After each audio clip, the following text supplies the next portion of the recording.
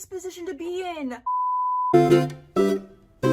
Why does the fandom hate you? A quiz. Every fandom has a designated punching bag. What kind are you? Extremely loud clown honking. Remember, this ain't that serious. Why so serious? Did I accidentally insult someone's blorbo? The link to this quiz will be in the description. 14 questions, alright. What's your favorite color? It's spelled with a U, you yay. Pastels, pink, periwinkle, lavender. Cool colors, blue, green, purple, tones only, black, white, gray. Warm colors, red, orange, yellow. It changes really. I am a pretty big fan of pastels actually, because I'm a soft girl. Pick a warning. All hope abandon, ye who enter. It is too late to leave. This place is not a place of honor. No highly esteemed deed is commemorated here. Nothing valued is here. You f***ed around, you're going to find out. Serious injuries have occurred beyond this point. Go to jail. Do not pass go. Do not collect $200. I really like this one. It sends chills down your spine. What do you think about astrology? It's everything. It's bullshit. Self-help for the marginalized and misunderstood. I don't believe in it, but it's helped me/others. I would prefer not to. It's fun and has a cool aesthetic. I actually like astrology. Do I believe in it? No. But it is a fun hobby, and I can appreciate the beauty of it, the intricacy, the rituals, the history, and I like to keep an open mind about things. So, what elemental paradigm do you prefer? Positive, negative, neutral, mutable, fixed, fire, water, earth, air, light and dark, insert Pokemon type chart. Well, I do really like how this is more in-depth. You can't go wrong with fire, water, earth, and air. I was raised on Avatar, damn it. Take a romance from folk stories. Ooh, I do love my folklore. So there's Gilgamesh and Enkidu, the cowherd and the weaver, Lancelot and Guinevere, Bert and Ernie, Sigurd and Brunhild, and Orpheus and Eurydice. These are all tragic. What the f? They really said hurt no comfort for this. Okay, so Gilgamesh was like this awful tyrant who like pillaged and rampaged, and then Enkidu was this beast who was there to offset him. And they kind of had an enemies to lovers thing, like they were made to balance each other, and they had this brotherhood that eventually turned into a lover's relationship depending on the text, but unfortunately it ends in Enkidu's demise. The cowherd and the weaver, this is from Chinese folklore, and this one is really sad. These two can never be together, but every 7 years a flock of magpies forms a bridge where they can meet. Lancelot and Guinevere. Lancelot is one of the Knights of the Round Table. He's like one of the big shots, and Guinevere is the queen married to the king. Lancelot falls in love with her, and then that is kind of like a Helen of Troy situation where everything just collapses after that. Bert and Ernie.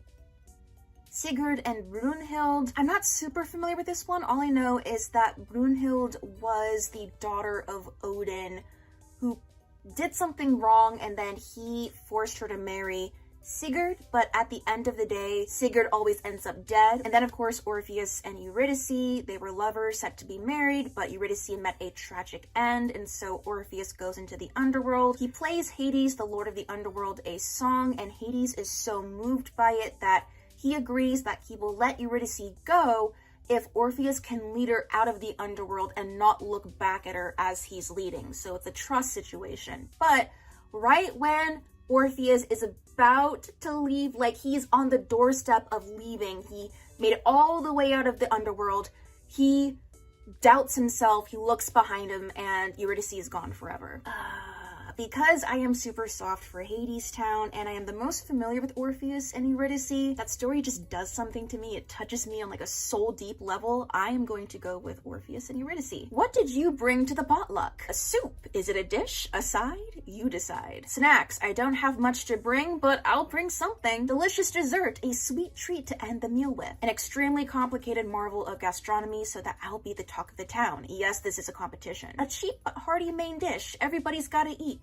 Nothing, because I won't be able to eat anything there anyway. Nothing. Nothing! I would love to make something super complicated just so I could be like, oh, this whole thing, but I'll go with dessert. I'll bake something nice. It's dangerous to go alone. Take an artifact.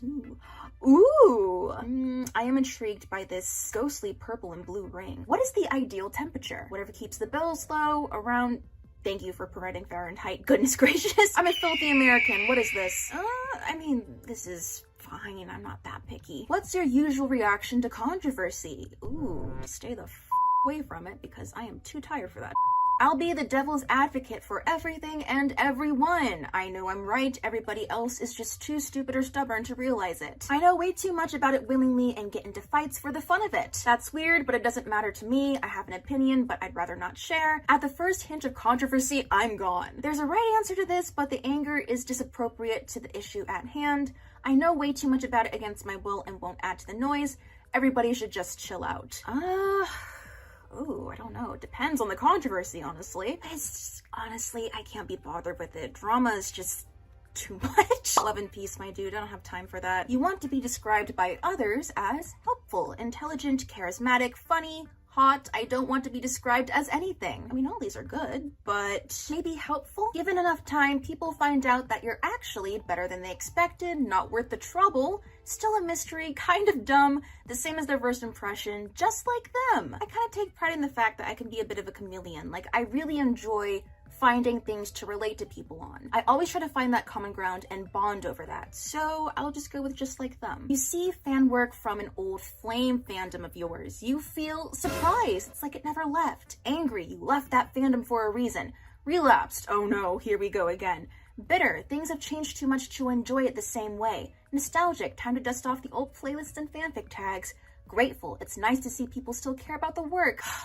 I think more often than not, like, it goes beyond nostalgia and I just fall headfirst back into the rabbit hole, so I'm just gonna go with relapse. You're entering a new fandom. What are you most excited for? Minding my own business and consuming the media by myself, creating and planning cosplay, discussing the lore and speculating on upcoming releases, finding and hoarding fan art, reading tons of fanfic using the same tropes you've always enjoyed, sending fresh memes to all my friends. Is there no all of the above option? I have this issue with a lot of fandom friends where we just don't have a lot of the same fandoms in common. Like, we'll have a few that will always be like, oh yeah, no, we have these ones that we can just throw each other fics and art for. But I always find myself in a little corner like, hey, do you guys wanna watch Blue Log with me? No! No?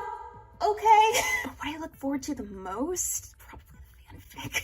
It's like, oh boy, how many coffee shop reviews is this fandom gonna have? Hope you had fun. Feel free to leave a comment here. Who's your favorite character mistreated by fandom?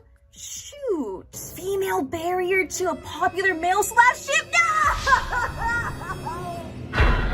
This is the worst position to be in. Oh, that's visceral. God damn. Ooh. You have the misfortune of being caught in the crossfire between two cute boys people want to see together so bad that you are stripped of all agency and personality to become either the harpy who must die for them or a bland, voyeuristic cheerleader. At least some people in fandom with taste appreciate you for what you are. Oh, it's over. It's normie, author self-insert, character reduced to a single gag or favorite food. Jock, lust object, creator's favorite, your name is a trigger tag. It's like the blank character is its own warning. Pervert with outdated jokes, British, straw man, or poorly written. Which of these is worse? Can you think of any characters that fall under these categories? Because I certainly can. The fact that I could think of like 5 at the top of my head. Okay, well, let me know why you would be hated in fandom. I'm curious what your unfortunate curse is. Thank you so much for watching this little video, and I will see you in my next one. Bye! 안녕.